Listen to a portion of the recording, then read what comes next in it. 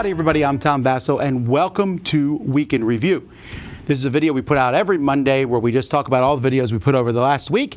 We give you short summaries of them, and then you want to see the whole thing? Just click the links in the description below. Let's get started. Hey everybody, Zee Garcia here. So last week I reviewed My Story, which I rate a 6 out of 10. This is a deck building game in which you are, well, building up the story of your life. You're going to change professions, you're going to complete projects, you are trying to get the most points.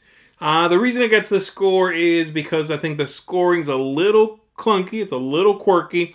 The game has a lot of downtime, and it is very, very long. But it looks beautiful, it has a style all its own, and I think if you really get into the story, the little world it builds, you don't mind the downtime, and you love deck building games, I think this is a very lovely little package. I reviewed Magica, which I rate a 7.5 out of 10. This is a reprint of Augustus, or Rise of Augustus. Much smaller, pretty, a little lower quality components, but it's still very good. I like it a little less than I like the original, okay? The theme is way more appealing across the board, so this is going to be much more of a family game. They've removed some direct confrontation. They've made the game very engaging. Now, everything I just said, you can also check out in a video which I did comparing the two products, okay? The game itself, bingo-style game in which you're pulling chips, marking your cards, and trying to complete bonuses. Very cute, straightforward, small package, like I said. I think it's going to be a good one for families. I reviewed Unicorn Fever with the rest of the fellas, and this one I rate a 7.5 as well. I like it. I think it's a nice, lovely production. It's a game that could have stood with a little more streamlining, perhaps, and get to the really fun part of the game a little faster, the actual racing. But it's an engaging game. A couple of small usability problems. Reading the text is a little harder than it should be. Ultimately, though, beautiful game. That's a bit of a reworking as well from Horse Fever, and I think they did a really good job. That colorful, crazy, color scheme, by the way, makes it look like it's a game for kids. It's really not. There's quite a bit going on in it. Lastly, I reviewed the latest expansion to Seven Wonders Duel. This is called Agora, and I rate this an 8.5 out of 10. I think it's fantastic. It's a very engaging expansion, adds a lot to the original game. It's very subtle. There's a lot of little sort of manipulation that is going to go into it. It's about the Senate and senators and manipulating what's going on with the senators, so it makes sense. But I do like it a little less than the first expansion, Pantheon. That one was more about the broad strokes. It was fewer special moments, but they were bigger.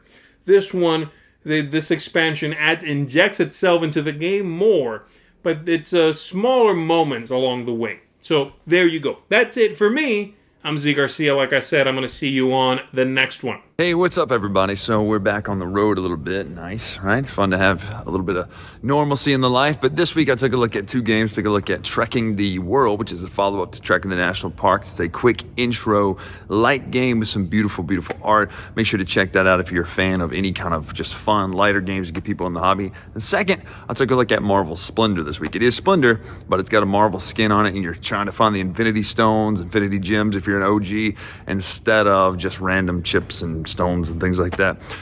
Person who assembles the Infinity Gauntlet wins. Fun stuff. I'll see you next week. Yo, my peoples, what's up? My name is Jason, and I'm from the Shelf Stories YouTube channel, and I reviewed two games this week on the Dice Tower.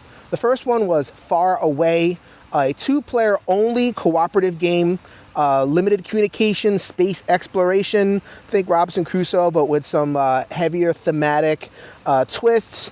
I give it one a 7 out of 10. That was kind of an average. Euro players are probably going to want to skip over this one, but as a thematic gamer and a role player, you might enjoy it.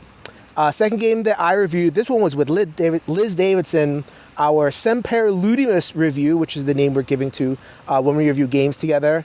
Obsession, second edition with the upstairs, downstairs expansion, 9 out of 10. Liz gave that one that grade. Seal of excellence, great part of our collections. Resource management game, but with a heavy thematic flavor, which is what takes this game home. Intrigue and courtship in Victorian England. Really enjoy that one. So this is Jason reminding you, enjoy your games, but also enjoy the day.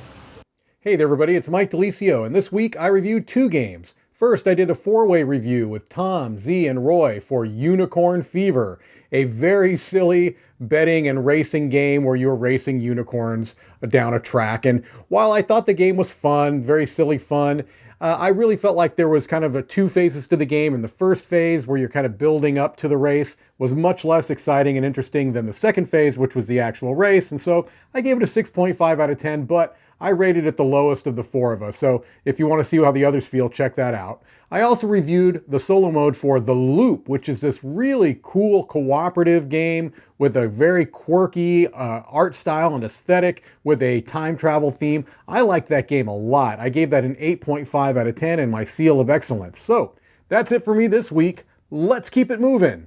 So first we'll start with Titanic.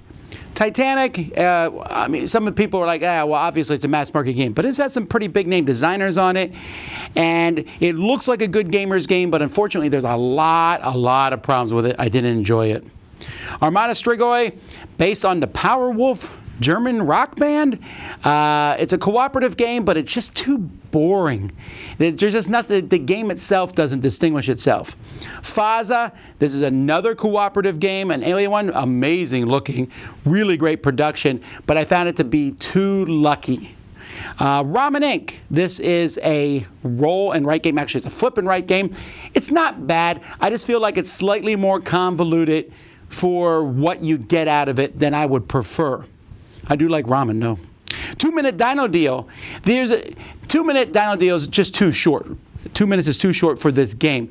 There is a campaign mode in it, which is better. You can play several games in a row, and that's kind of where my rating is. I like it much better that way, where you're going to place tokens on these things, place them too fast. You get them first, but you use a smaller action, place them later. You might not get what you want, but you get to do it more. It's a good idea.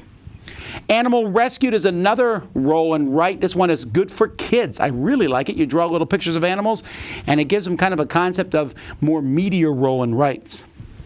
Furnace, nice little game. In fact, we'll be playing Furnace live next week. This is feels like an old school engine building style game with a really neat auction mechanism. Red Cathedral, a rondel game where you're moving dice around and upgrading your dice. Really cool. Not for those who have analysis paralysis problems, but a cool little game about building a cathedral. Unicorn Fever, all of us reviewed this one together. I liked it the most of the group. I still like it. I will gladly bring this one out and play over and over and over. It's a silly racing game re-implementation of Horse Fever. Tidal Blades Heroes of the Reef, the expansion for Tidal Blades.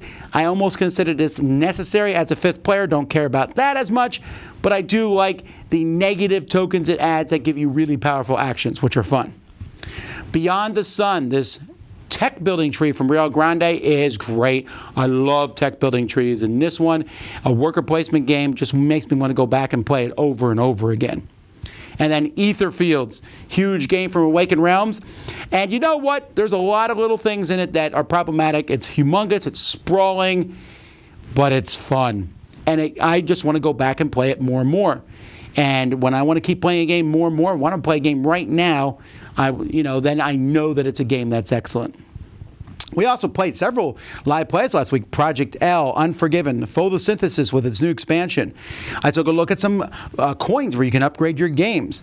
I did a look at a pseudo board game on iPad called Dice Hunter. We did a top 10 list of games with a critical first turn. We had a werewolf game, 10,000 to be low, 2 boring unboxings, and of course other stuff that you can see throughout the week. Just lots of different videos going up. I hope you enjoyed them.